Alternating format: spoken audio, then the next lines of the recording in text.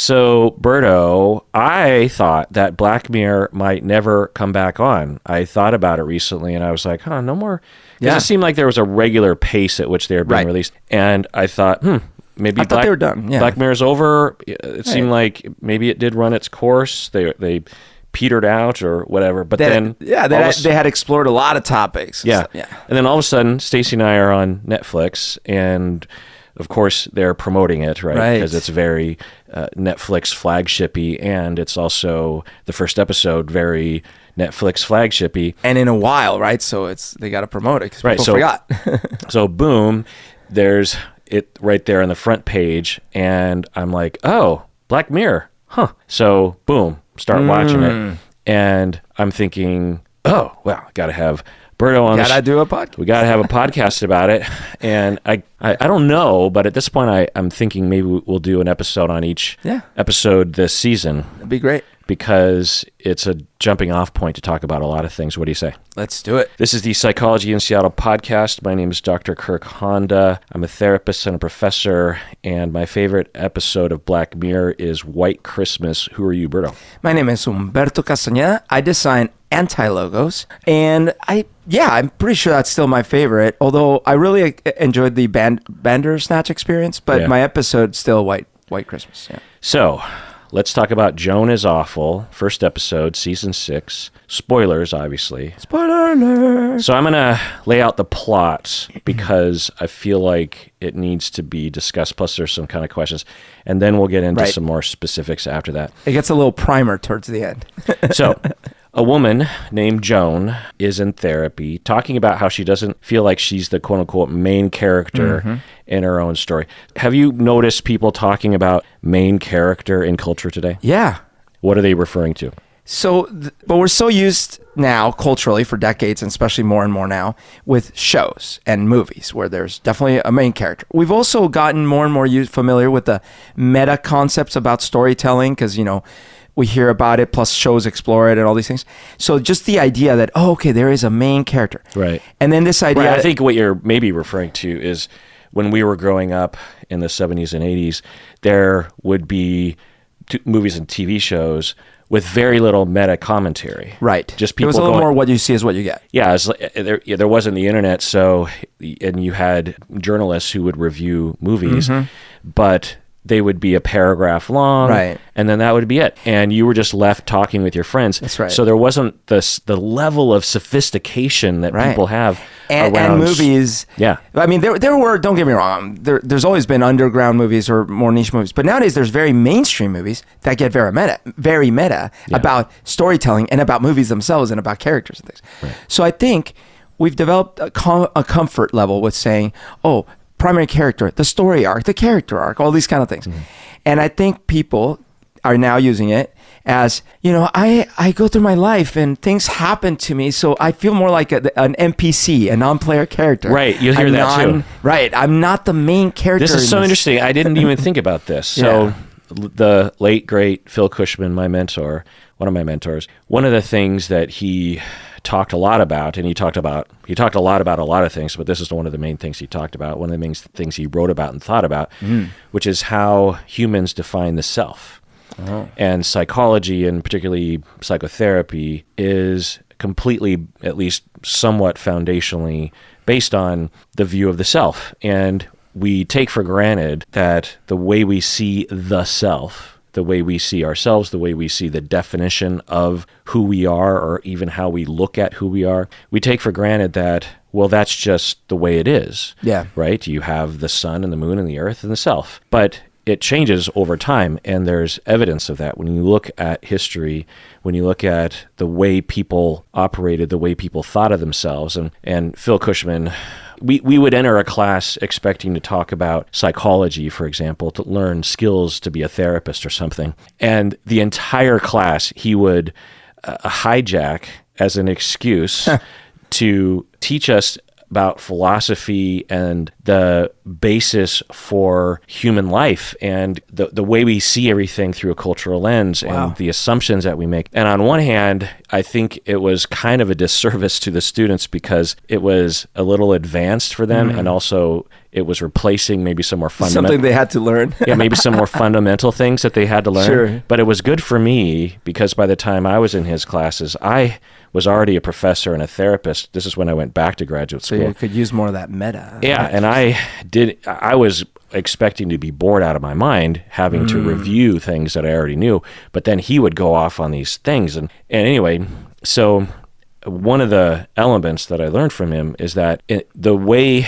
society and the things that have power, the power structure, will start to infuse in how we see the self. So as an example, the 20th century, the major turning point in our society in the United States and beyond is the market, is capitalism. Prior to industrialization, and particularly prior to Madison Avenue in 1950, people woke up, they mainly worked on farms or they had some sort of trade. Sure. They ran into a few people that they ran into every day. Yeah. And the news, they might not even ever know anything beyond what happens in their town beyond rumor. They might not even be able to read if a newspaper managed to come their way. Sure. There's actually a really interesting movie about this. I think it's called News of the World. It went under the radar. I was going to say News of the World, yeah. Yeah, with Tom Hanks. Yep. And a movie with Tom Hanks, I think during the pandemic, that just completely no one talked about. And it's a really good movie. And I looked into the history of it. And essentially in the 1800s, you'd have these traveling news tellers. Sure. So Tom Hanks was a guy who would travel from town to town, and he would bring with him newspapers from New York City and all these stories from the world. Yeah, and he would just tell stories to a crowd of people that would pay a penny each. It's the news channel. Yeah. Live. Yeah, so it might be this community's chance because they can't read the newspaper even if they got it. Right. And so he would tell it in this very lively way, and it was how he made money. Anyway, so for people back then, the way they viewed the self was very different from the way we view the self now. And the way we view the self now is primarily as a vehicle of consumption. We see ourselves as the way the marketers want us to see ourselves. And it is reflected in a lot of our language. You will hear phrases like, well, I'm not really bought into that idea. Bought in. Why are you buying? Why are you pay money? Purchasing? And there were lots of other phrases that he could point to that I don't have off the top of my head, but there are many. Then the computer age started to emerge, and that started to add to the way we see ourselves. So you would hear about people saying, my RAM is full. I'm overflowing. My processor, my processing speed, or I don't have enough bandwidth for this. Yeah, I'm sure we could think of a lot of examples. And on one hand, you're just like, well, it's just metaphor, it's just language. But it does show people today think of themselves as brains that have capacities and hard drives and processing speed. And so then you also have maybe gaming culture, right? And you have this notion of the main character, or the player character. The player character. And all this language, by the way, comes from D&D, but we'll put that aside for a second. Like NPC is directly from Gary Gygax and company. But you have the non-player character, which is this, you're the player character and you run into a non-player character, and they're just kind of an automaton that you run into. They have a limited role in this world. Yeah, they're like, someone stole my dog, please retrieve it for me. And then you go on that mission and you bring the dog back and you get to move on in the story. And so people today start to refer themselves as, I feel like I'm an NPC. Am I a player character or an NPC? Right. That people would view it that way. Yeah. Now, with movie metaphor, movie sophistication, because it is true, and I feel like I'm one of these people. Like, I consume not only a lot of TV and movies, and when I watch TV and movies, I'm not only really analyzing it, but there's all this commentary. Sometimes I'll watch a movie and it'll be an hour and a half, but I'll watch 10 hours of YouTube commentary, analysis. So I live in that world where, and so when you're in that world and you start thinking along those lines, it's like, okay, who am I? Am I a Tony Stark, or am I a Bruce Banner, or am I, and you start thinking about yourself in all these terms because it's your life. And so main character, right? So people start walking around and saying, am I the main character? Where am I in the hero's journey? Am I in the belly of the whale, or people start thinking that way, right? Imagine how, because it seems like, these are modern problems. And I do think the meta-analyses and the over-analyses and the constant analyses is there. At the same time, I'm kind of wondering, because there was a whole period of time, including now, actually, but it's different, where let's say you live in a small little house in England or France in the middle of the royal periods, which still exist, but... And you're not royalty. You're not blue blood at all. You're talking about the feudal period or something? Sure. Medieval? Like any of the last, 1,000 years, other than the last 100. Okay. You're not blue blood. You'll never be a count. You'll not even be anything, right? But you see them go by on their horses and their carriages, and you hear, like you say, you don't get that much news, but you do get some. And if you do get news, it's probably about the royals. Talk about feeling like a non-player character, right? So, Phil Cushman, and I won't bore you with the details, yeah. and I don't even remember it that well, has a lot of talk about that. Because for the majority of recent history, at least in the Western world, and really around Japan, China, the 99.99% of people were in that situation. Right. They wouldn't even have a last name because it didn't matter, because they didn't even own their land. Right. They lived on a baron or a lord or a count. They lived in service of that person. Yeah. They had no legal power, no land ownership. No one cared about their lives. TK421, why are you not at your land tilling post? There was no concern about a legacy, or very little concern about anything. Right. You're just trying to survive and trying to stay out of trouble. And, how do you see the self? Well, you start to see the self in those situations as maybe toiling until the afterlife or something. Right. Or maybe you don't even necessarily care what you think at all. Why even think who am I? You need food. Because, well, not only just survival, but also what's the point in thinking about who you are or what your goals are? Right. That's not how I see who I am. You can imagine that as we move into today's time, which I can very much relate to, because of the way that we see ourselves, not only as consumers, but also as the main character, we all see ourselves as the main character, that we would perhaps, on one hand, there'd be a pro to that you're able to think about what you want and what you need. Right. So I think that's actually a good thing. On the downside, you might overemphasize yourself instead of knowing or just falling into a lifestyle where you're in service to your family or your community or to God or whatever it is that in the past might have actually produced a tremendous amount of happiness and contentment for people. That research actually shows that when you actually focus on others and helping other people in general, of course it kind of depends, then people tend to be more content, they tend to be more happy. And when we only focus on ourselves and self-improvement and optimizing the self and how much money can I earn and how can I look the best, and people tend to not do so well. So, Berto, let me ask you, when we shift into this model of understanding through the meta story, the main character, the NPCs, what could be the downside to that? Well, I think the thinking of oneself as a character in a movie or a video game goes with it goes the things that you expect out of a movie or a video game. For example, quite literally in a video game, you expect that if you make mistakes, you can just, start the level over. The flip side is you expect you are going to win. You will win. You will complete the video game, and you're going to beat the bad guys, and you will be the star. Like, that's the thing.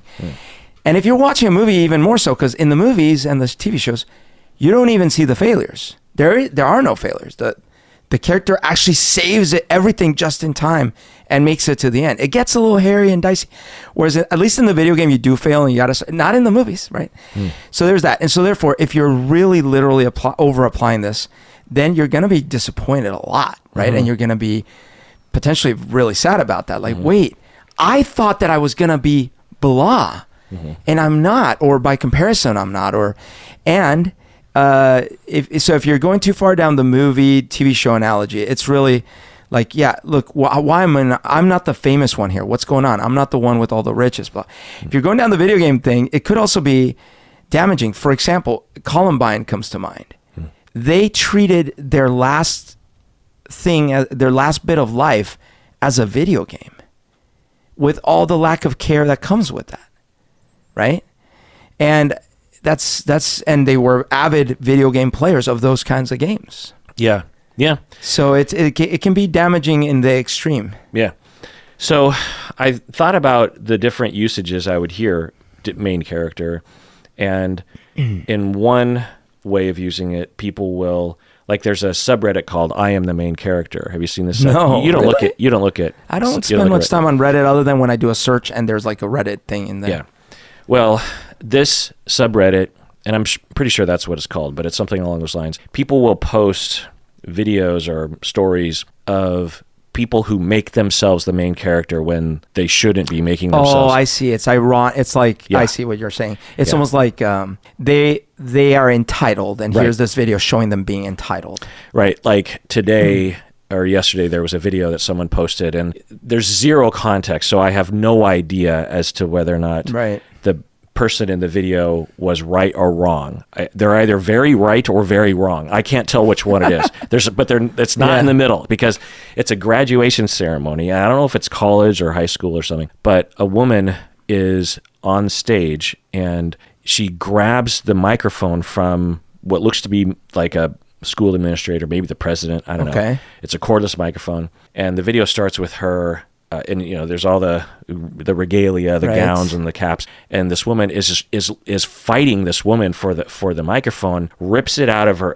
It's an older woman, and oh my gosh, a younger woman ripping a microphone out of the older woman's hands, and everyone's just kind of standing there in shock. And she starts yelling into the microphone that you snubbed me essentially in this ceremony, and so now I'm going to make up for that fact by angrily yelling. Now, on one hand, it looks like she's a bad person, but who knows? Maybe she was absolutely snubbed in a way that would explain this, But at the very least, without any context, it looks very damning for the woman grabbing the microphone. And that's on, I am the main character. I see. The other way that people use main character is that people will say they don't feel like the main character, meaning like the woman in Joan, meaning that they're just drifting through life. They haven't made their own choices. They don't have purpose. They don't have meaning. They're just doing what everybody else wants for them to do. They don't have any control over their life, that kind of thing. So on one hand, that's a good thing to focus on. On the other hand, no one is the main character of any, you know what I mean? Like, I'm not the main character. You're not the main character. In terms of having this notion that somehow, because by definition, every other character is a non-player, is a non-main character. So it's dehumanizing to the rest of the world. Yeah, in order for you to feel okay with yourself, you have to be the only person in the room, or the main person in the story. And what if it's more like an ensemble cast, like Friends? Yeah, I'm just one of 7 billion main characters. Okay. Well, compared to the universe. So, getting back to the plot, we have a woman, Joan, doesn't feel like she's the main character in her own story. She's in therapy, and she does the bidding of her boss. She's in a safe relationship, but doesn't seem to be really into him. There's a former partner of hers that she seems like she might want to be with, but this past guy isn't very nice to her. It seems like she's kind of disconnected from others. It seems like she's just kind of a stressed out worker who just isn't really happy with her life. She goes home. She's with her boyfriend. Very typical story. Sit down on the couch, turn on Netflix. Ba-boom. Recommends this show. What's it called? Snuggleberry? Streamberry. Streamberry, yeah. And I was thinking, okay, well, obviously Stream, but are they referring to Memberberry, do you think? What's Memberberry? You know what Memberberry is. I don't. From South Park. Are you joking? Oh, I forgot the Memberberries. I literally forgot the member berries. Because you're Mr. South Park. I know, but I the context threw me. So you're right, member berries. I don't think so. Okay. But it's funny that I forgot the member berries. Yeah, that's why I thought you were joking, but your face actually, I was joking. That was a super meta joke that I made. So they start watching Netflix, which is called Streamberry, but let's just call it Netflix because it's Netflix. And she is watching the show called Joan is Awful, and she's watching in amazement going, oh my God, that's my day today. But it's a little exaggerated. It makes me look worse. And it's starring Salma Hayek. Yeah. Salma Hayek is playing me in my life. Right, because the show starts and she's like, wait, what? This looks like me. That's my name. And the boyfriend's like, what? No, that's Salma Hayek. It's fine. It's a show. Yeah. But the boyfriend doesn't know what's coming. what Joan knows, No. which is that exact scene happened for me, but it's just played. Okay. Yeah. So she goes on a hijinks. Eventually, she discovers that Netflix has been spying on her through her phone. Not Netflix. Well, Netflix is saying that Netflix has been spying on her through her phone, and they have used AI to recreate her life without anyone writing the show. Right. That the it's AI all just an AI pumping out the show. the AI gathers the information from you through your phone and writes the story, maybe even purposely making it a little bit more negative. Right. And then Salma Hayek isn't even acting in the show. They're using a AI representation of Salma Hayek that Salma Hayek has signed off for. And Joan has also signed off for in the terms of agreement saying, yes, it's fine that you actually spy on me and use that information. Neither of them. Well, she definitely doesn't know what she signed up. Right.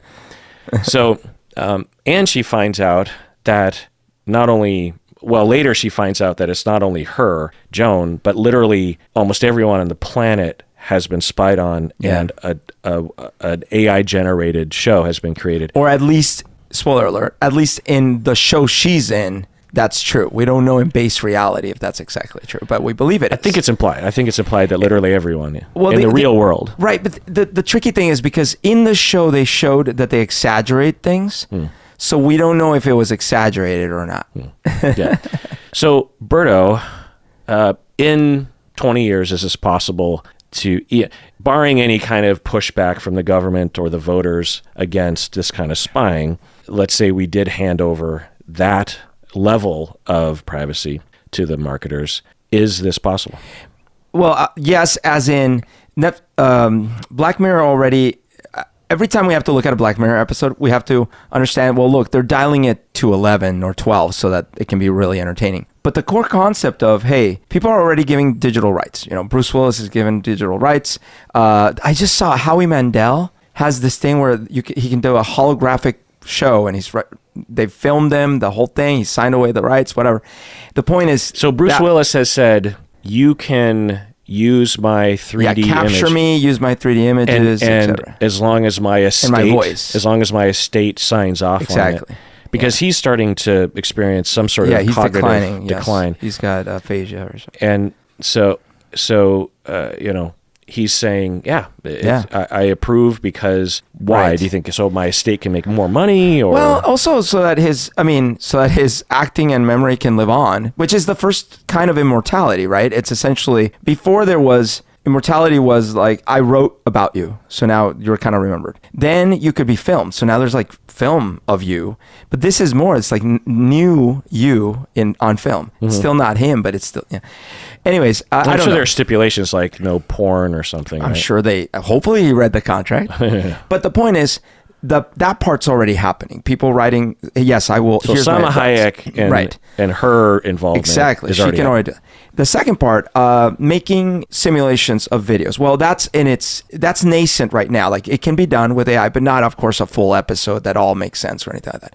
But sure, let's give it 10 years or less, depending on how fast. Right. There are different elements to this that are scarily nascent, as you say. Right. That you can, and for I think not much of a cost to the consumer, to you and I, if we just wanted to do this, because I know people who have done this for themselves, is you go to some AI outfit and you perhaps, like for you and I eventually you and I are going to, this will happen at some point in the next 2 or 3 years, you and I, it'll probably be me, will go to one of these websites and I will feed in like 10, 20, maybe more episodes of the podcast of you and me talking. And then the AI, and then you might give it a query of just like, please write and record a 20-minute episode of Psychology in Seattle with Kirk and Humberto. Right. And today, right now, an AI can spit out something in a bit that is noticeably not us and noticeably not an episode of Psychology in Seattle. But someone who doesn't know wouldn't know. But someone who doesn't know, they potentially wouldn't know. I mean, there's especially if you dialed it in a little bit more and said like, well, that what you just spat out at me was a little weird because of this. And then you give it some feedback. Maybe 5 iterations later, it's not super good, but it's pretty fucking good, man. And your voice can already be matched. Right. So the voice is matched. So not only voice, but also like what we might say. And not only voice, but inflection. Totally. Like, it knows how to inflect. Well, especially in our case, because there's so much audio, right? Yeah. Like, to generally copy the voice, it's gotten so good that you need 30 seconds of audio and you're done. Yeah. But you that's won't just get like, all the... But you didn't know just from that when they say the word psychology, they go psychology, whatever. Right. But when you listen to, thousands and thousands, then you got it all. Right. So absolutely. That part's done. So then, and also you have deep fake for faces. So maybe in 5 years you feed it a bunch of video episodes that we've made, and then you say, okay, make it a video episode. And actually, it gets more general too, because you don't necessarily have to train it on our specific videos. You just need our likeness, because it will already be able to do. You could say the setting. You could say, hey, look, put them in a podcasting booth. Here's a couple of photos, maybe one video of them. Generate them. That's done. Here's their voice, done. And here's their episodes for the content type, done. Yeah, done. Right. Absolutely. Right. So that, if you would have asked me a few years ago, given my sense of how things were progressing, I would have said, well, that's pretty far off. Yeah. But seemingly overnight, what obviously had been what a lot of people have been working on for decades. And and it also is sort of rewriting my sense of other episodes of Black Mirror, like the episode where the woman loses her husband. Exactly. Be Right Back. Yeah. And Domhnall Gleeson comes back, right? Yeah. And in that episode, I remember thinking like, oh, okay, yeah, I could see that. Because it starts out as a chatbot. That's right. And that one's you can do that right now. You can do that now. Yeah, right now.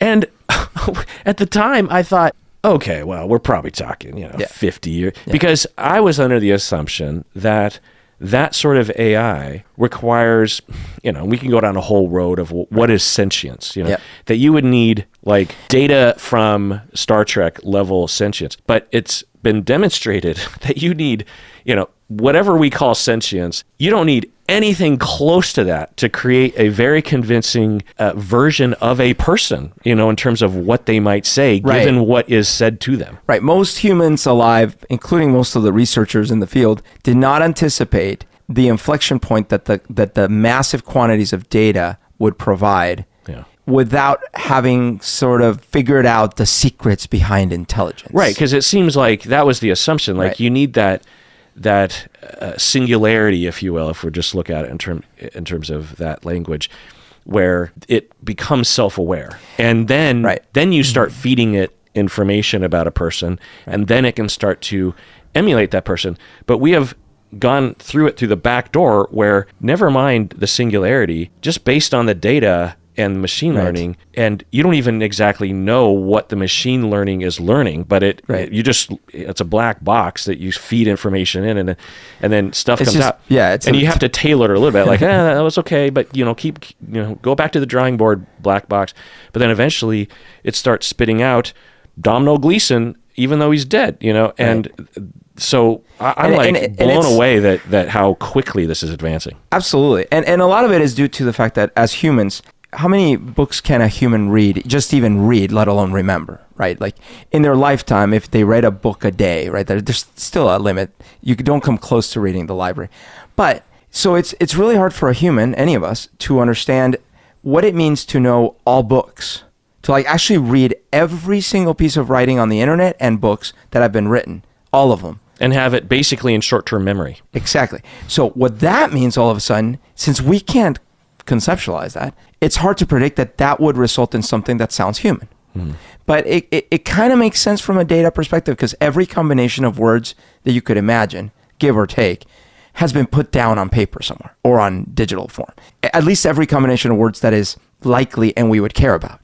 Hence, Yeah, statistically, you can basically predict a pseudo-human, right? It's incredible. So you're right. So you have a lot of these pieces. And the movie Her with... exactly. Like that seemed so far-fetched too. Yeah, but now it's basically here. So you have a lot of these pieces. The one part that I think they definitely waved their hands with was the quantum part. They said, they did a little bit of the devs thing. They said, because, you had to not only do the TV show. Devs the TV show.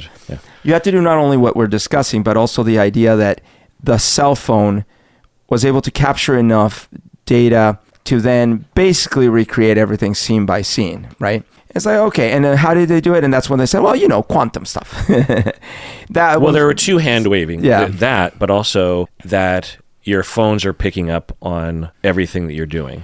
Well, but so that's the one where you can see it, right? Like, because the phone knows everywhere you are, assuming you haven't turned all these things off. You have GPS, you know everywhere you're going. It conceivably could be listening to you. It can be listening to you. Now, it doesn't currently record video, but it could. Like, it could. So sure, there is some hand waviness there. And then the thing is, what they might point out is like, wait, we don't need to record video. We have enough other video examples from those workplaces, from the roads, from everything. All we need is the audio and the location, and we're done. Right. It could infer what else is happening. So yeah, you could, but it's a stretch. And then the quantum part is like, that's how they make it work for all these people all at the same time. They simulate whole worlds, blah, blah, blah.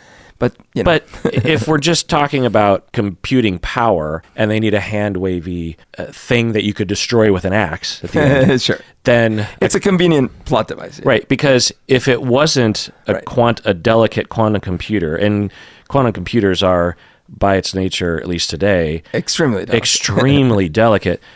But if it wasn't that, and it was just regular servers, there are backups on backups. Of course. No axe is going to destroy it. And there's also a question. You understand, like, to make a story that makes that has that story arc, that sort of climax, you need some sort of thing to smash. Absolutely. And there's also a question whether we ever saw base reality at all. Like, there might have never been a quantum computer. It's just the thing they called the base reality show is a TV show being computer generated in a more normal version of the future. Mm-hmm. Right. Like, in 5 years, there is a show, where it's about a real person, and that person is suing the company, but they've already blah, blah. And that was the thing that they were presenting at the end as being base reality, and there was no real quantum computer. Right. Yeah. And we'll get into that in a second. But going on with the plot here. So she discovers that she's been spied on, and that Netflix has been making a show about her and will continue to, and she has no power over it. And the lawyers are saying, yeah, your hands are tied. There's nothing you do. But because of this show, people start hating her. She loses her job because they're watching the show. And she's horrible. and she's awful. It's exaggerating her, but it's also revealing things that she will be saying about people behind their backs. Right. So she gets fired. Her boyfriend breaks up with her. People are rejecting her. People are yelling at her on the street, and hijinks ensue. Eventually, she learns that she is just an AI character herself, right? Played by Annie Murphy, the actress who plays Joan in the show. The real person, the real Joan, breaks into Netflix headquarters with the real Annie Murphy at your side. And of course, if you watch the episode, you understand why that happened. And she learns that she's a fake Joan. She gets to the computer. She learns that if she breaks the computer, billions of people who believe that they are real will die, including herself, and including Salma Hayek standing right next to her. Right. They're all going to die. Right. There's one line that on one hand is very hand-wavy, but on another hand, correct me if I'm wrong, is actually accurate when the woman says, it's a quantum computer. We barely understand it. It's basically magic. So on one hand, that sounds like completely idiotic, because normally when you hear that kind of thing, you're just like, no. Like, engineers understand. Now, of course, engineers do it, but isn't it like a little confusing to the engineers in terms of how it works? I think they were mixing things, because what you were first of all, earlier you were alluding how these large language models, it is a little bit like a black box in that, of course, we fully understand the math of what's happening, but by definition, since no one figured out, oh, this is how intelligence works, here's the little formula, E equals E, blah. Since that's not the case, all we know is data went in, the huge matrix multiplies through with some parameters, and the thing that comes out makes sense somehow, but we still don't have the formula. From that, we can't learn the formula of how intelligence works. No one dialed in the algorithm. Exactly. The algorithm configured itself based on a lot of data that is being fed in and feedback from the outside. Yeah, it's like the algorithm. There is obviously an algorithm to these programs, but the algorithm isn't about how to be a human. The algorithm is how to grab a whole bunch of data and distill a prediction that makes sense, right? Yeah. That's the algorithm. Well, so that makes sense, meaning that real humans on the outside click yes or no, that makes sense, which gives it feedback on how it did with its algorithm, and it further refined that unknown algorithm that the humans absolutely designed, and there was a lot of engineering going into it. But they didn't purposely design it. Exactly. You can't ask the engineers that developed the large language models, nor even the engineers currently looking at all the data coming in and stuff. You cannot ask them, okay, now that you understand how human intelligence fully works, what's the formula? That's not the thing.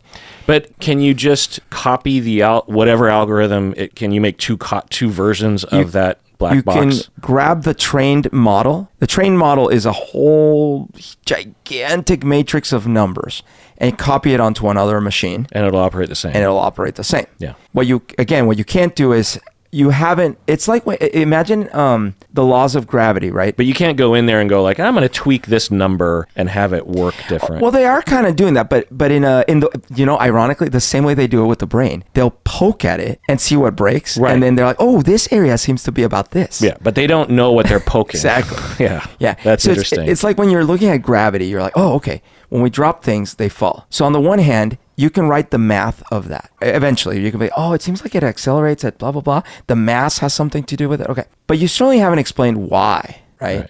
Okay. Well, in this case, maybe a better analogy, if you will, is you have a car that has a lot of moving parts, and it's complex, especially today's cars. But an engineer and a set of engineers totally understand every element, every physical element, every chemical element in that car. It's not confusing to them. They understand it. They might understand some micro bits of it. And if they get a complaint like this car is too bouncy, they know exactly. Now they have to run tests, of course, but they know exactly what to target, the struts and the suspension or the weight or the wheelbase or something. Right. And that's very different than the engineering of a language model, right? Because it's more like a brain, like you're saying. It's like, well, let's see what I'm pretty sure it's in this area, but we won't know until I start poking around. Yeah, sure. Yeah, it's like if the car was being used for something not driving. It's like the car is being used for something that happens to work, but you now can't explain why those parts did what it did.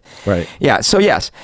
And so that's true. And so that's a little hand wavy to say, hey, listen, we know how large language models work, so now we can do all these things. But with the quantum computer, what's funny is today, the types of problems that can be solved with quantum computers are not at all the same kinds that can be solved with normal computers. Yeah, I've heard it's like not as good as regular computers with normal computation, like mathematics. Exactly. And a quantum computer, the thing that is true in this whole magic thing, I think, is because when you have a quantum calculation, the whole power of it is that in a sense, it's resolving an infinite set of possibilities into something that's finite. And that's where you could say, ooh, that's like magic. So if you combine those two ideas, that on the one hand, these large language models and predictive AIs and all these things, we don't exactly know how they work, and that on quantum computers, you're resolving these infinite possibilities to something finite, you get something hand-wavy and magical. Yeah. Would quantum computers, given our current trajectory regarding technology of AI, would you even need to involve a quantum computer? Is that the application? Because my understanding is a quantum computer might be superior at climate models. Yeah, in theory. So what happens, like, I'm sure you've heard that, or maybe you have, but encryption, like when you encrypt something. Right. With normal computers, the reason I can't hack your password right now on a normal computer is because the number that you're using to encode that is so big, the math is so big, that a normal computer would take the life of the universe. Because it has to literally try every single possibility. It's not going to work. Yeah, it takes It'll never finish. Whereas a quantum computer can do it very quickly. Because it's this, again, in theory, what it's doing is it's using the fact that the quantum realm literally resolves an infinite set of possibilities into something specific. It's doing that with these set of ranges of numbers that are technically infinite, but then it's going, there's an answer. And that's the part that's a little magical. But as you can imagine, you have to configure the problem just right. I don't know how long it will take for us to get from what right now they can configure a massive computer that costs billions of dollars and takes the size of a room with all these things to solve like one problem that they spent like 2 years configuring, and it goes boom, it's sort of solved it, to like it's simulating a full TV show and blah blah blah, because A, it's not built to do that, and B, there's better ways to simulate the TV show with current computers. Right, because that's my question, is that even what quantum computers will be helpful for in the future? Or are they using quantum computers in this TV show? It could just be because they just wanted to use it in the show, like something to smash, and it's like future tech or something. Or does quantum computing actually lend itself maybe to that, in that the idea, at least, was in the first iteration of Fakery, that the quantum computer for Netflix was creating not only a TV show for literally everyone on the planet, but all those people on the first layer of Fakery were also watching an infinite number of shows. So it's that infinity that maybe they're getting at. Yeah. Okay. It's kind of like how in Devs, remember in the Devs TV show, the reason that the quantum computer was necessary for what they were trying to do is they were they were rebuilding the universe from today backwards by solving differential equations. Differential equations, there's many that are not solvable, and certainly not by current computers, but they can be solved in theory by these quantum computers. And they were doing it at a scale that's incomprehensible. So similarly to your point of like, if you're trying to simulate, quote, infinity or very, very, very large numbers, maybe that's where it comes in. But still, it's quite hand wavy, but yeah. It's fun. All right, let's take a break. When we get back, let's continue. What do you say? Let's do it. All right, we're back from the break. So I want to remind everyone who are patrons, a portion of your monthly pledge goes towards various charities that we support, including Pet Finder, which helps find homes for needy pets, Plymouth Housing Group, which helps to give people homes, Camp 10 Trees, which is a camp that provides a safe place for queer youth to have a camp, the Trevor Project, which helps to prevent suicide among queer youth, Special Olympics, National Alliance on Mental Illness, Animal Aid and Rescue Foundation, or ARF, Prevent Child Abuse America, Animals Lebanon, which rescues pets in Beirut and connects them with loving homes, which is where I got 2 of my cats from, Environmental Defense Fund, Asian American Legal Defense and Education Fund, Wikipedia, and Doctors Without Borders. I support Wikipedia because, although there are problems, obviously, I very much support its mission and its outcomes. Yeah, I've supported Wikipedia for years. Yeah. Also, let's do an OPP, Berto. OPP. So these people became patrons all the way back in 2020. We have Alexis, an annual patron. Most of these are annual. So annual patron Alexis from Deep Gap, North Carolina. What? Deep Gap. Deep Gap. Annual patron Danielle from Gabriola, BC. Holly from Indiana, Sol from Manchester, England, Juliet from Montreal, Ben from Nottingham, Great Britain, Brian from Seattle, Stephanie from Finland, I think it is. I think it's Finland. FI, does that seem like? Sounds like Finland. Kyoko from Torrance, California. I believe I've talked to Kyoko. Lena from Finland, another Finland person, I think. Sonia from God knows where, Casey from God knows where, Kim from God knows where, Samantha from Santa Cruz, California, who's an upper tier patron. Gwentz from Austin, Texas. Gwentz. I like that. I like that name, Gwentz. I've never heard that. From Gwentz, you came. Wait. James from Baltimore, Maryland, thank you so much for becoming a patron and staying a patron through thick and thin. Nice. So we have the show, Joan, and she destroys the computer, so Netflix can't make this content anymore. And she knows that by breaking the computer, she will die. Right. Joan knows that she will die. Well, and what she realizes too is that it's not really her making the decision anyways. Yeah. So what she's realizing is that the real Joan is potentially about to do it, and that's going to kill all of them. Right. Yeah, exactly. So in the moment when I was watching Annie Murphy playing Joan, breaking the computer, I was like, yeah, and then we switched to the real life Joan. Right. And then when I was prepping for this episode, I rewatched that scene and I thought, well, the computer's going to get broken anyway, because the real Joan is going to break the computer. And also show, it doesn't make I guess it makes the show as it's happening, because if it made it to break the computer, then you know what I mean? There's some inconsistencies because, for example, it's not the conversation that they started having with the guy from Superbad, Michael Cera. Yeah.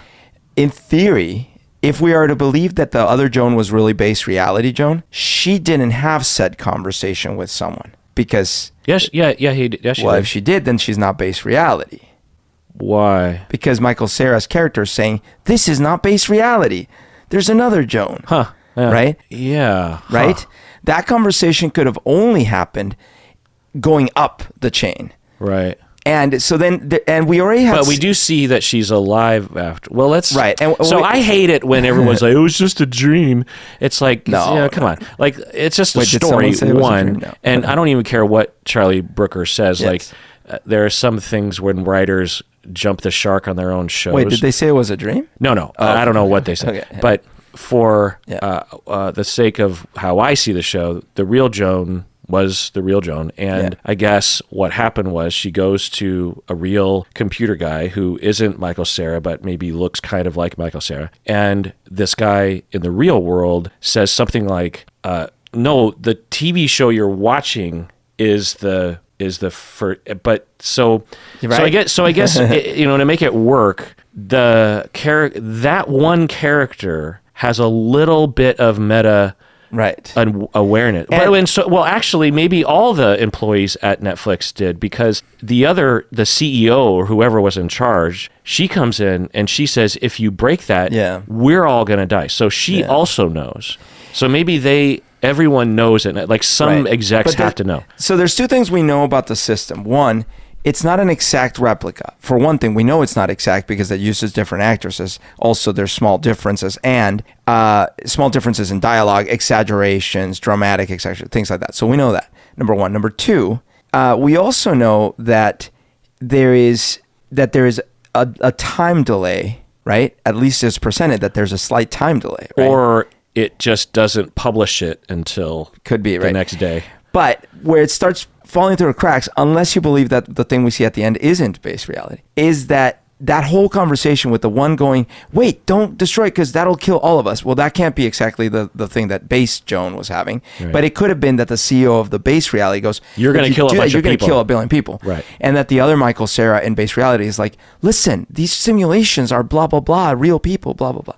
Yeah, so you could kind of explain. I guess I don't remember. I didn't scrutinize this. The CEO might have actually been saying the same thing in... just a slight tweak to the sentence. Or maybe not even. I didn't. That's what I'm saying. Because I think she said kill all of us. If she said she said billions of people who believe. Oh, I see. She didn't say. In fact, CEO don't say me. So maybe Michael Cera is the only one who actually has a meta understanding of even who, because he says I'm played by Michael Cera. Yeah. But in the real world, whereas Selma Hayek is still in character on her side. Right. The other thing that was weird is at the end, after that, in the end credits, when they're rolling the credits, they show those other scenes. Did you see those pieces? Yeah. And they show, at one point, they show her, the bass Joan talking to the actress, the bass actress. What's her name? Annie. What's the... Annie Murphy. Yeah, Annie Murphy. So they're talking, and then it says Joan's Cafe. It like zooms out. It says Joan's Cafe, which looked like a show, like a little show logo intro. And at the end, they also show people recording the quote-unquote bass Joan defecating in the church with their cell phones. And that seemed to be another kind of reality show. So I'm left wondering, like, if we ever even saw base reality. That's one of the things. Yeah, I know we've been over this, Real, but I don't like that because, of course, anyone could say. You could literally say anything. Like when people say that they believe we're in a simulation, right? It's like, yeah, we could be in a simulation.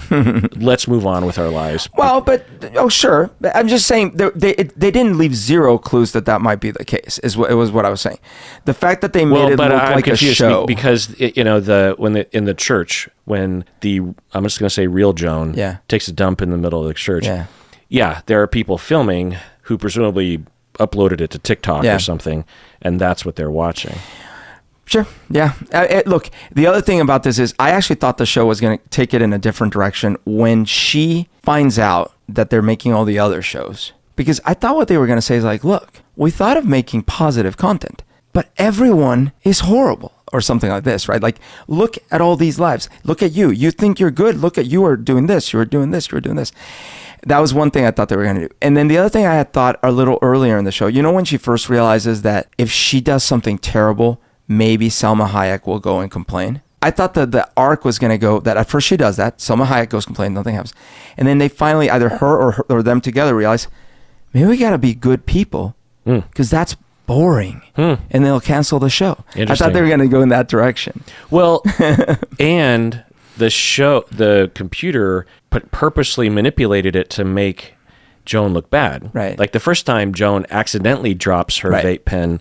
And they made it worse. But then the Salma Hayek throws it at her. That's right. So it's, even if you were to do good things, presumably the computer just would have made you bad anyway.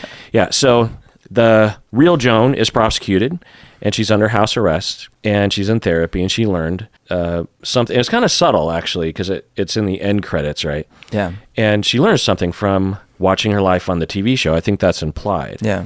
That she wanted to be the main character, but she wanted to be good. She wanted to enjoy her life. I think that's what she learned. It's like, I'm not grabbing control of my own life, you know, so she opens her own coffee shop. Now, I wish that they would have had it a little bit more subtle because it's kind of a Hollywood ending. I find it to be this aspect of our culture, maybe of younger people, I don't know. But if you, for example, opened a coffee shop, I would be terribly concerned for you. Not because opening a coffee shop is bad, but opening a coffee shop, I don't think, one, makes you a lot of money. Two, there's bills all the time. Right. The lease of the building, the heat, the employees, you've got to deal with, not because you can't pay your employees that much because you're not making that much. Right. I'm not saying everyone. I'm saying like if you've ever been a manager or a business owner where you've had to employ people, yes, 9 out of 10 people, they're fine. But 1 out of 10 end up being a problem because you can't vet everyone perfectly. And it ruins your life, you know, like all sorts of things go wrong. So, you know, if someone came to me and said, I want to be the main character of my life, what should I do? Opening your own entrepreneur thing would not be the first thing I would recommend off the top of my head, you know. You can absolutely be the main character being a drone for a company. You know, you can absolutely put in your time and try to push back, but, you know, you can't win them all, but at least you are purposeful about the choices you make in your life that, okay, this one I'll give in to the bosses, but this one I'm not going to. Or it would have been, in my version of the best story, she would be at the same job. They would have rehired her and she has to fire someone, but this time she's less of a dick about it. This is, by the way, where I was thinking the show was going to go, which is I thought that the Scruncherberry or whatever it's called, I thought their whole goal with Squanchberry. I thought their whole goal was to teach people through their own viewing addiction and addiction to reality and stuff, teach them that they just need to be good people, right? And so to your point, well, not only good people, but also just a little bit more intentional with your life. And so in that ending that you foresee, same thing, like where it would have been like, oh, okay. And then in a way, everything gets a little more, quote, boring, but it's good. It's a good boring. It's like you're nice to people. Yeah. You don't have so much drama because you're a mean biatch. Okay, the other thing is, I agree with you that it's weird that she was this professional in the tech industry and she goes through this horrible experience, but now her being the main character is like running a coffee shop. It's like, wait, what? And the other thing that bothered me, but then I guess I kind of understood is, do you remember when she first gets home before they watch the Scruncherberry and her boyfriend feeds her the food he's cooked? So she just got done telling, you know, the therapist, like, even the food is bland, right? And she tastes it and she goes, is that salt, right? When that scene happened at first, it bothered me because I'm like, well, that's on the nose because, like, why would you say that? Yeah, that's an insult, right? Right. Well, that's the comedy. But that's because it's a show. Then I was like, oh, it's a show. That's why it was written that way. Oh, right. So the real Joan would have said something like a little different. Great. Right. Yeah. Right. Actually, I hadn't thought about that. Like, because Salma Hayek's version was worse than Annie Murphy. So the real Joan might have actually been pretty nice. You know? So how bad is the 100th reality? Like murdering everyone. Yeah. So I feel like I just need to summarize what I was saying earlier because it wasn't solidified in my head and it could come across as bad. But when I saw Joan open a coffee shop, given my experience in my little niche of the world, all I had was concern for her that she will go into debt opening a business that won't succeed because I think half of restaurants, including coffee shops, are out of business within a couple years. Yeah. And the owners work themselves to the bone. They call in a lot of favors and go into debt. And at the end of that process, they're worse off. And even if it succeeds, I know people, I have a friend of a friend who he owns like 20, 30 restaurants in the United States, and a lot of them in Seattle, like nice restaurants. Mm-hmm. And when you hear about that, you're like, oh, whoa, that guy owns crazy 20, 50 restaurants. He owns, I won't say which, but he owns a very successful chain that you and I have been to. Okay. And it's a fancy restaurant. Like you'd think, whoa, man, this has got to be amazing. And in fact, if I went there with you, I might have name dropped him. You might have, yeah. We got free stuff once or something. And so you think, oh man, that guy must just be so fancy.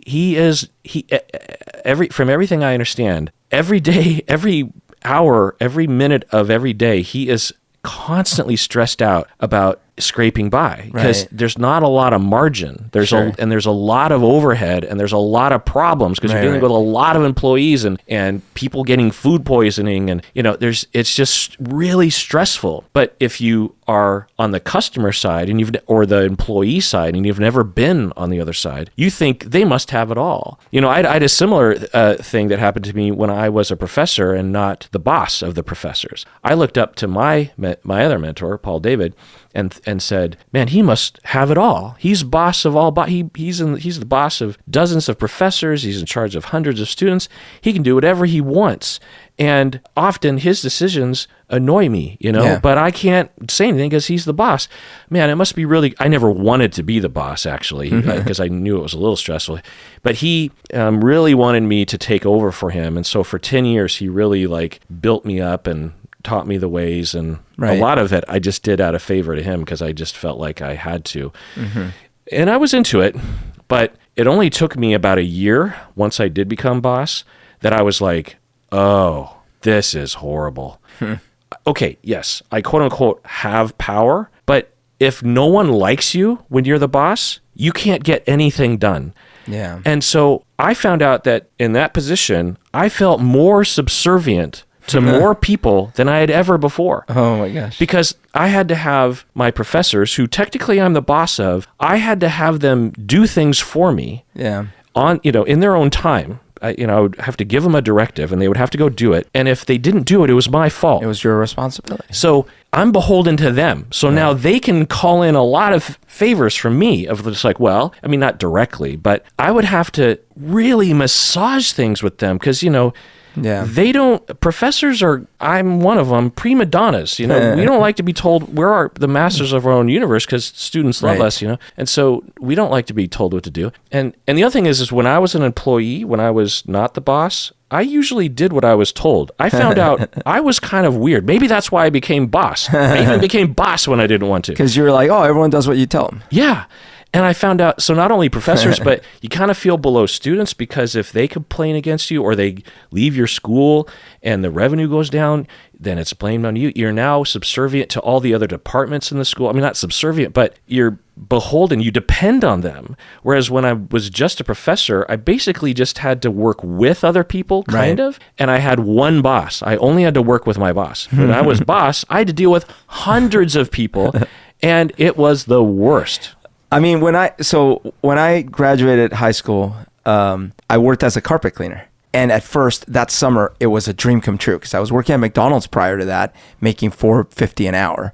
And here I was making $7 an hour. What year would this have been? This was 93. Oh, yeah. And then guess what? That's good money. I worked overtime. Time and a half, baby. $10.50? Are you kidding me? So a few years later, Bob and I get our first jobs as therapists. Bob's first job as a therapist paid 50 cents more than that. Wow. So I'm sitting there. Just to tell you how little therapists get paid when they first graduate. So I'm sitting there enjoying life, and I am an assistant, so I'm not the driver of the vehicle. And there's things I'm not allowed to do. So when we get to the houses, I can take the pads out of the truck. I can help take all the equipment out. I can vacuum. I can rake. I'm not allowed to use the main machine. I'm not allowed to accept the money from the customer. The driver's the one that accepts the money, does the main business, and I'm not allowed to drive the truck. But the driver gets commission. So while I'm sitting there, first month, I'm like just loving life. And slowly, jealousy. Hey, jealousy. I start thinking, man, would it be nice to be a driver? Look at that. Hey, look at the mamacitas. That's the way you do it. You get money for nothing and your percentage cut for free. So I'm thinking, I want to be a driver. That's the life right there.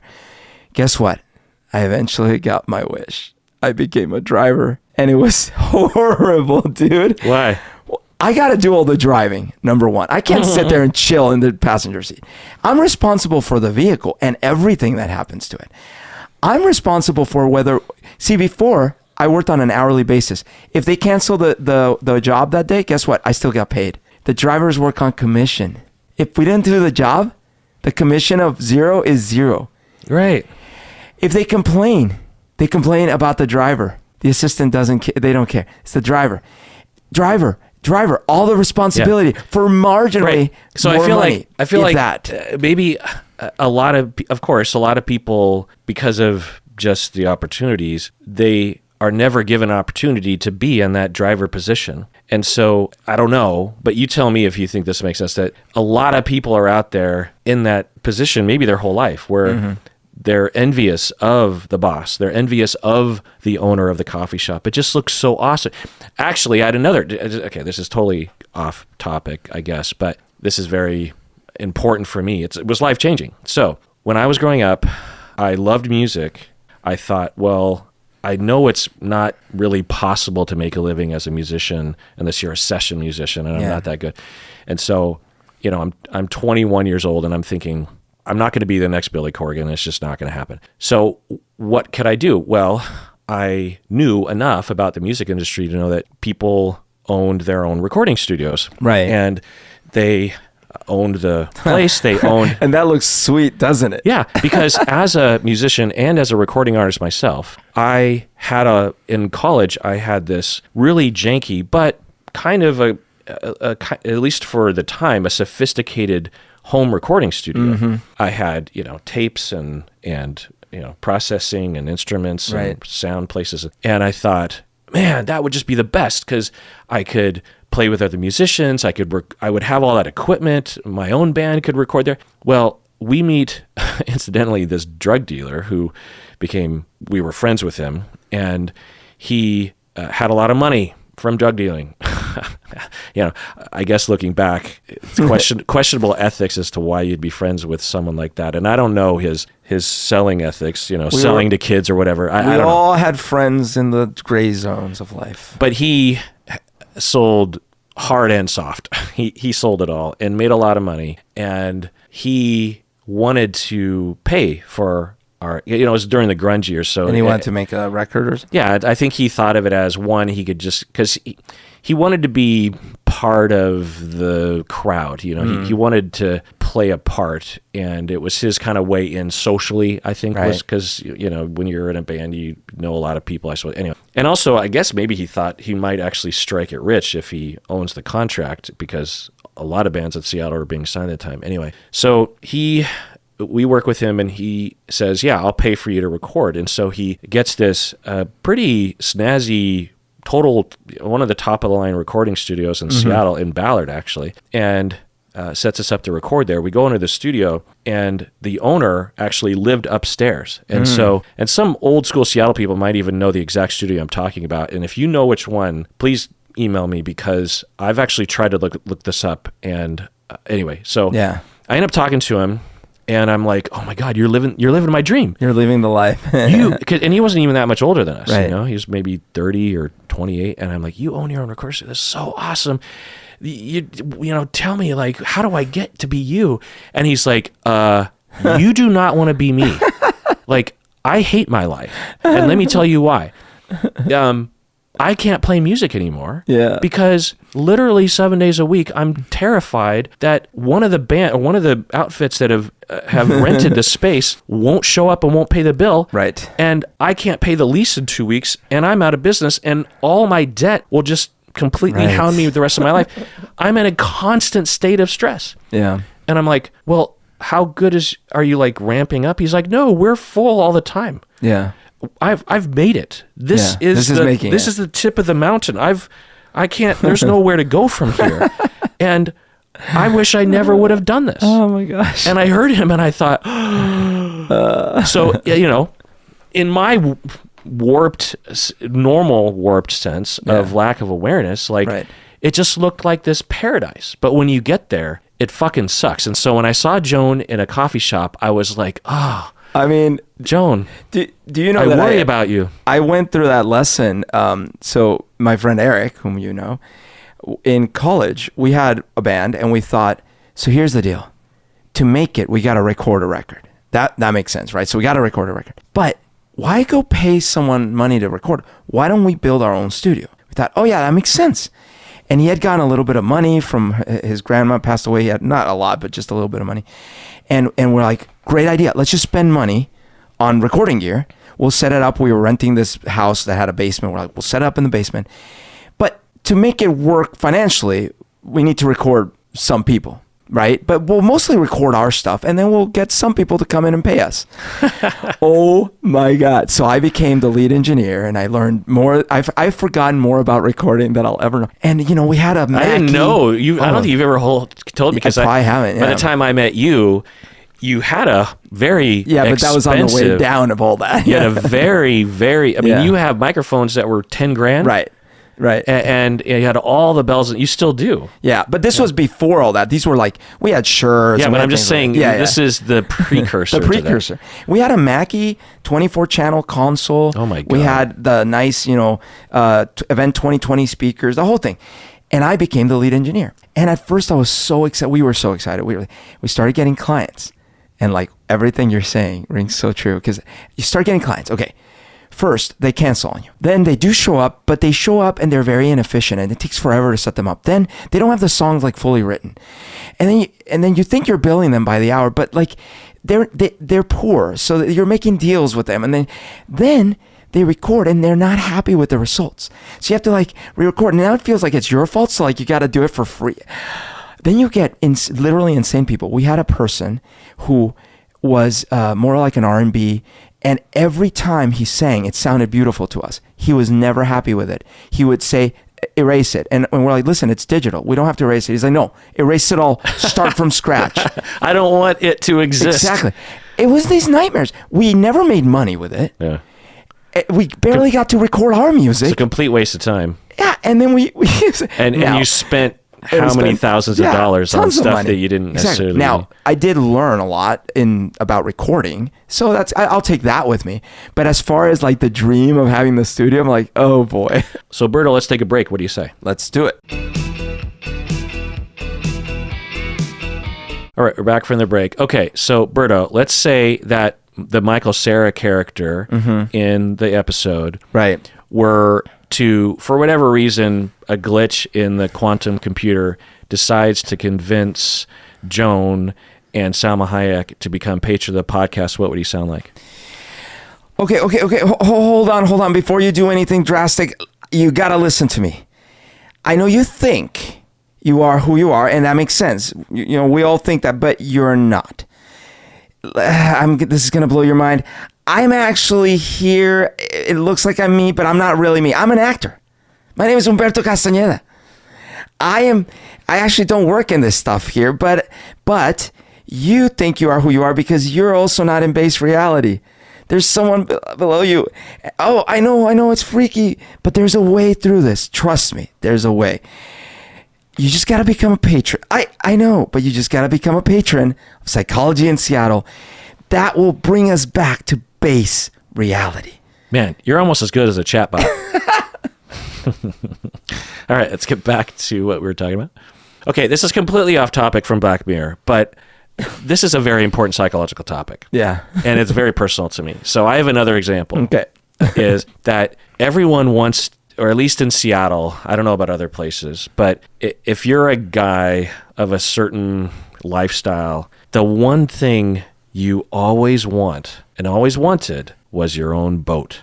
Oh. Like whether it's a ski boat Right. or a sailboat, Right. or because Then you have your boat. you see the movies, you see at Seafair, you see Gosh, you can throw the parties on the boat. yeah, and you just think, oh, And you can tell people, hey, come on my boat. come on my boat. Yeah. You could just get in your boat and just drive off into the sunset, Yeah. and it's just the best. The best. So I would have been there at some point, but Yeah. my friends bought boats Okay. way before I could have even thought about buying Right. a boat. And I was very close to these friends. Sometimes I even was roommates with these guys, back in the 90s, and quickly learned how shitty it was to own a boat. Constant maintenance problems. Right. Also, Very expensive. very expensive. Yeah. The mooring and all that stuff. But the gas, I mean, we would, let's go on the boat on Saturday. Okay, well, who has $50? Because all of you have to give $50. Right, so we because can that's put how gas. much it's going to cost to fill it, and that'll get us three. And sometimes we ran out of gas because we couldn't afford. We Oh were my using God. paddles trying to get our way back. Through the cut in Fremont. Yeah. We're trying to get back to the launch, I think, in Ballard. That's crazy. And no gas, and we're all paddling. And also, being on a boat, it can be euphoric. There can be Yeah. really great times, but there can also be some really shitty times. Choppy Yeah. waters, rain, dealing with other boat people. Right. Who knows? It's just other problems, wind and da-da-da. And the storing of the boat and where do you Right. put it? And so very quickly I learned, the reality of that. And the problem is, there's a lot of things in life like that, but the difference, the theme here is that there's often a barrier of power or money or something. And because of that, even though so many people want to be a boss, so many people want to be a driver of the van, so many people want a boat, but they can never get it. They want the recording and studio. so they only have the fantasy. Right. They only have what they think of it to be like. And very few people actually cross that line and report back and say, do not cross this line. It sucks. Now, I will throw a slight wrench in all of this, which is that if you find something you love, even if it's owning a studio, owning a boat, Right. owning whatever, and that's what fulfills you, then all that work, pain, and suffering, even if you ever just break even or even lose money, that's what you love. That's what you love. Right. I guess it's sort of like being married, right? Yeah. If you're lonely and you want a companion and you see people in companionships and movies and in your personal life, you're like, oh, that looks great. But then you actually jump maybe too fast Right. into a relationship thinking, I want the companionship, and you don't stop to think, what are the downsides, and Right. am I up for actually dealing with those downsides? Yeah. It's like, look, my friend who's here, I have a friend from Colombia, as you know, visiting. He's owned his own business in Colombia for, 20 years or something. He sells PC equipment and computer stuff and things. It's hard work. He tells me it's hard. I wouldn't want to do it. It's not. But on the surface, like what we've been talking about, like, oh, I own my own company. Does he like it, though? glamorous. But he loves being his own boss. Okay. He's really, it's his thing. Yeah. Yeah. So for me, I own a business called this podcast, and there's a lot of annoyances. Right. But I love the crap out of it. Yeah. You have a version of this. I mean, I don't know if you want to go to specifics, but let's just say you broke away from working as an employee. Right. 15 years ago, Yeah. and said, I want to do this on my own. Right. I can Because there's way too many logos in the world to advertise stuff. And I'm like, what about anti-logos? But it was my dream. It was you were something originally that an employee. That's right. Working for a logo The company. logo company, yeah. Then you're like, what if I was my own business? Yeah. I'd make, and It seems easy. yeah. and correct me if I'm wrong, Yeah. in the mid-aughts, you're thinking I could do this better. Right. I could make more money. Right. I wouldn't have to deal with the bullshit. Right. No BS. If I did it Right. myself, man, this is just That's going right. to, I mean, I don't know where your head was at, but if you could go back, I'm guessing you don't regret it though. No, I ultimately, I've come to not regret my life. And for those who don't know, it wasn't long, maybe 2 or 2 years. It was 2 years. Where you're like, shit, I have to go back to be an employee because That's right. this isn't working. That's right. Yeah, and it was really something that I needed to try to learn what I wanted to do, not wanted to do, what I was good at, was not good at. And, you know, one of the things that you were alluding to in all these examples is that the only things we usually see when we see someone else or when we see it in movies or whatever are the positives. Because by default, you just don't see the mess in the kitchen, right? But there's so much mess in the kitchen. And if you're happy doing it, like if that's what you want to do, but if you're not ready for it, or if there's other things you got to like maybe mature, or maybe it's just not a thing you actually want to do, then the glamour quickly fades away. Right. I think that's it, the glamour. Yeah. Like when I see someone like Elon Musk or whoever, you know, those sorts of folks, now that I know more about what it's like to be in that position of power, so to speak, all I see are just constant headaches, at least for me anyway. Yeah. And so like another part of this actually related, an episode about Black Mirror, just, I don't know, what would we call this topic? It'd be like life fulfillment. No, it's something like wrongful upward mobility, illusion, envy. Like, because there's the word envy has to be in there. Misplaced envy for power or for something. Well, although so it is, you know, it's kind of power related. Not like I want power over others, but I want to be the main character, Bardo. I want to. I don't want to work for anyone. I want to work for myself. And it's just like there are a lot of fucking benefits to working for someone else because that someone else has to deal with headaches that you do not have to deal with. Not everywhere, but often. Although, yeah, I see that. I wonder if there is a thing here though, and maybe this is what they were trying to do with the coffee shop. As an example, years ago, one of your predecessors in one of the things you did for a school, right? That person was a psychologist or a therapist, and they were an educator. And one day they decided they wanted to quit and become a carpenter, right?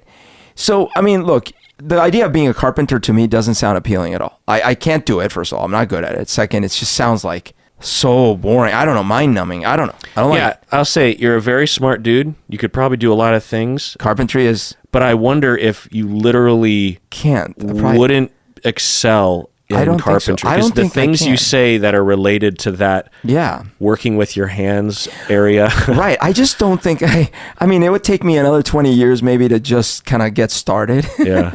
Listen, but when this person talked about it, it was their dream. Yeah. Right. So I kind of wonder, there is that upward mobility that you're bringing up, but there is also this thing that what the confusion between, wait, why do you want to do this? Right. Because if the reason that you want to open the coffee shop is because, man, when you were a kid, your uncle always came with the fresh coffee and it made your family so happy and you want to provide that. Okay, great. Yeah. And are you okay for the first 5 years, or maybe indefinitely, actually living on an income that is, say, below average for your town, and you can never move out of your rental? Yeah, exactly. Would you take it? Yeah. A lot of people who are truly into that life, that life of owning a coffee shop or something, they would say, yeah. I mean, for example, for me, starting this, you too as well, but me, because I did, a lot more of the work. We did this podcast for 7-8 years, losing money. So obviously, I really wanted to do a podcast. Yeah, right, right. So if someone, and I remember people would ask me, and I would often ask myself, do you want to make this podcast for the rest of your life, even though it makes you no money? I repeatedly, every day for that full 7-8 years, said, yes, I love it. Right. I love to do this stuff. It's so gratifying on so many levels. I get to connect with people. I get to learn things. I get to express myself. I get to interact with people around the world. I feel like I'm contributing to society, kind of. And absolutely, I want to do this even if I'm losing money. So when I started making money and it increased the amount of work for it and thus increased the amount of headaches, obviously it was worth it to me because I was willing to do it without any money at all.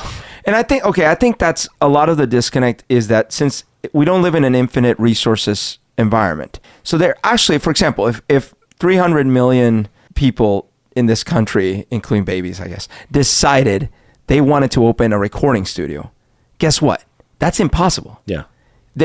That's impossible by a factor of like 100, so it just doesn't work. So not everyone can do everything. Take professional sports. Meaning that not everyone can be the boss. The boss or whatever. the best dad or whatever. Like, take professional sports. Most people need to be employees. To be the top NBA player or even one of the top NBA players, first of all, you have to start young. You have to do nothing other than basketball, period. Just everything. And then you have to get extremely lucky and then continue to get extremely lucky. Well, and then the funnels, right? So to think that... But that's one way. I think that's one model that I want to counter a little bit, because it implies that everyone that gets to those envied positions are somehow the best of the best. They're often not in fact, research shows they're not necessarily the best of the best. But they just, for whatever reason, get there or want to be there. Well, fair, but it's probably the case that most of them had to work their asses off. Maybe. Yeah, I mean, especially in professional sports. I mean, you don't have to. But to be a mid-level manager in charge of 100 people, you don't necessarily have to be good at the job that certainly there. But the kinds of things we're talking about is because, like, when you think I want to own a recording studio, in your mind what you mean is like that's super awesome, super successful with all the crazy awesome recording stars coming. There's like one of those, and that one's probably still breaking even, right? With the sports stars, is what I'm saying is, like, if you're like, I'm gonna be in the NBA, well, I mean, there's like not that many people in the world that can be NBA players, and it takes their whole life effort. Are you saying that people should consider the realistic nature of their dreams, or just be taught, because we can't be born with this information. We all can't be the main character. Well, you can. It's just the main character of every role is not available. Not everyone on earth can be Michael Jordan. Mm-hmm. Not everyone on earth can be whatever. So I think this is one of the main character. deltas. You don't have to be the boss. You could be the main character as an employee. Right. But since so many of us are sitting there wishing that we are that specific thing that we see right there, like, take a company, any normal company that's hierarchical, right? When you start at the bottom, you think, oh, maybe I could be CEO. But everyone thinks that. How many CEOs are there in that company? 1. How many VPs? Maybe 5. And yet there's like hundreds, maybe thousands of employees at the bottom. It's literally impossible that everyone's going to be even a VP. So my question for you, Berto, if I went to 2006 or 5 and told you, and I didn't know the future, but I said, from my current standpoint, I said, okay, I know you're dissatisfied with being an employee. Right. And I know you think you could do better. And I know that you have a lot of dreams, and you just need the time. You want the time. You want a break free. I'm here to tell you that I've been on the other side of those fences and seen a lot of those examples, and know that it's not all it's cracked up to be. There's a lot of problems. And so if you do it, maybe heavily consider all of the downsides that could happen. And also, maybe you actually kind of have it good right now, but you don't know it. Right. What would you have said? I would have said, yeah, I know why you're saying that, but in reality, I know that I can really do this. Look, my buddy such and such, he left, and then he's doing this thing. I can probably do it better, honestly. I mean, it might take me a year, don't get me wrong. So I think there's a theme of narcissism in there, right? Yes. Of, I'm better than this. Right. I'm better than this. I'm as good as Mark Zuckerberg. Right. I'm as good as Elon Musk. And so I absolutely will succeed. Right. Yeah. I just haven't been given the right opportunity. Right. Because I wonder if listeners right now who are not on that spectrum, they never are in the shoes that you and I are talking about. They don't have envy for the boss. They don't have envy for that person in power and control, because that's just not how they're oriented. They just don't even. In fact, I find some people to be too far in the other direction. Sometimes I'll talk to novice therapists, and I will be, they'll be complaining about how stressful, how burnt out they are. Because beginning level career therapy jobs and work can be low pay and high stress and lots of clients. And a lot of the clients aren't super interested in working in therapy. They might be kind of forced in, this kind of thing. And so it's a real slog sometimes. And I will say to them, okay, well, where do you want your career to go? And they're like, huh? I'm like, well, you're starting out your career, so where do you envision yourself to be in 10 years? And they'll say, I don't know. I don't know if that's really possible. I mean, and they know conceptually about private practice or other kinds of things, but they have these really quick barriers in their head that just kind of scream to me as someone who just doesn't think the way I do. Because I've always thought, I think it's because when I was 13, I was a busboy. at a Chinese restaurant. And I was excited to earn $5 an hour, but it was also really hard and stressful work. Yes, and you're on your feet all day and you're dealing with restaurant work in general is just hard. Yes, especially when you're 13. And I think I learned early, and given my personality, that you have to think for yourself, and you should always be figuring where you want to be. Yeah. And if your job kind of sucks now, start strategizing about how to, because there are options out there that are like, and so by the time I'm at the end of my high school years, I have one of the and I gamed it, because I thought about things, and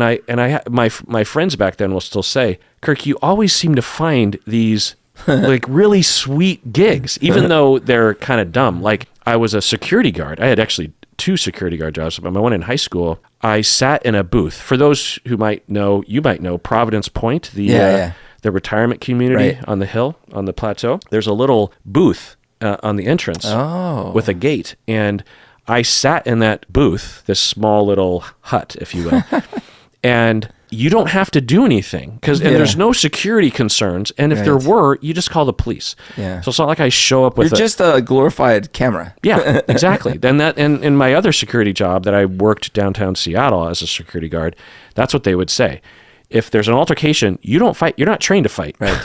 You're just there as not only a glorified police caller, but also a smoke alarm. So because sometimes smoke alarms don't react fast enough if there's a fire, and thus they can drive insurance rates down if there's a live body at night. And so I was there anyway. So I would sit in this booth for 8 hours. Reading or something? Yeah. And calling my friends. Sometimes my friends would come over. I would write music, Berto. Oh my gosh. I would bring my guitar. I would bring my Roland keyboard. What? I would do homework. I would listen to music. It was like I would bring my entire bedroom. That seems like a dream job. It's a dream job. 8 hours. And all I had to do was kind of nod when people would drive through the gate. And I had my own bathroom. It was right there. And I mean, it was just like this really great job. And my friends, meanwhile, are working at McDonald's and Safeway and other places. And so I think for other people, they're just like too far in that direction where they just take what they can get, and maybe they don't have the self-esteem or the kind of, I don't know, that spark of, for me, it's annoyance. I don't want to work at it. I get real impatient, and if I don't like a job, like I'm a terrible long distance runner for this reason. Right. Because everyone understands, even you're a long distance runner, right? Or at least you used to be. I used to be, yeah. That it's not all fun and games, right? No. You have to have mental ways to deal with that stress and not with the boredom in a way. Boredom and the pain, right? You have every reason. There's a lot of signals in your brain going, just stop. You don't have to do this 20K. Like you could stop at any moment and it'll feel better. Yeah. And I cannot turn that voice off in my head. So when I'm at a job that I don't like, then I am in this, it's just this constant voice of this sucks, this sucks, this sucks, this sucks. Yeah. That's why I didn't like being chairs, because I'd be sitting in a meeting for 3 hours and bored out of my mind. And there's this voice in my head going, this sucks. You could be doing something else. You could be doing something else. And I feel like for most people, they don't have that voice. It's pros and cons, you know? Yeah. But, I think the pro is that I've oriented my entire life to optimize not only my work time, but also just my life, my time. So maybe not everyone is like that, and they don't necessarily think like the way we're talking about it. But anyway, so. No, I mean, I've definitely had a lot of conversations over my years with people that and look, there's nothing wrong with this. As an example, there are people that wanted to do something. They got to the point where they started doing it, and that's what they do. Case in point. So my wife, take my wife, please. She's got a career. She wanted that. I like how you mixed two things. You mixed that comedian in the 50s and Borat. Yes. Because they both have something involving my wife. Exactly. Take my wife, please. So, she wanted to do something. She studied for it. She started doing it, and that's what she's done. And she'll never do something else. And I often would ask her early on, like, okay, so what's your plan? What's your bigger goal? What do you mean? Like, I'm doing what I want to do. Her career has not changed significantly. I mean, there have been little advances. Teeny bit, like. But really, from just looking at her job has not changed in 20 years. Yeah, that's what she wanted to do. Yeah. When she was coming up, that's what she studied to do. Like her position hasn't even changed. Exactly. And that's what she does. Yeah. And that's what she will do till she's done. Yeah. And when I would talk to her, it would drive me nuts. I'm like, I get that that's what you're doing now, but like, what do you want to do? Right. And I'm envious of that on some level because I'm not envious of people who don't feel they deserve to advance when they would benefit from it. Yeah. So getting back to those novice therapists, I'd be talking to them and I'd try to say, hey, you could be doing this other thing. And for the people that needed someone to help them with that, they would benefit from that. Right. And so, but then you have your wife who you might be talking to and she's just like, but I'm happy where I'm at. Yeah, this is what I always wanted to do and I've been doing it. Yeah. And I think there's a wonderful aspect of that. Okay, Berto, so as usual, we're going long, but I think it's worth it because I like talking with you. Yeah. So let's end this episode here and when we get back, we'll continue talking about this topic. All the darkness. In next episode. All right. So this is the end of part 1. Tune in next time for the rest of this conversation. And everyone, please take care of yourself because you deserve it.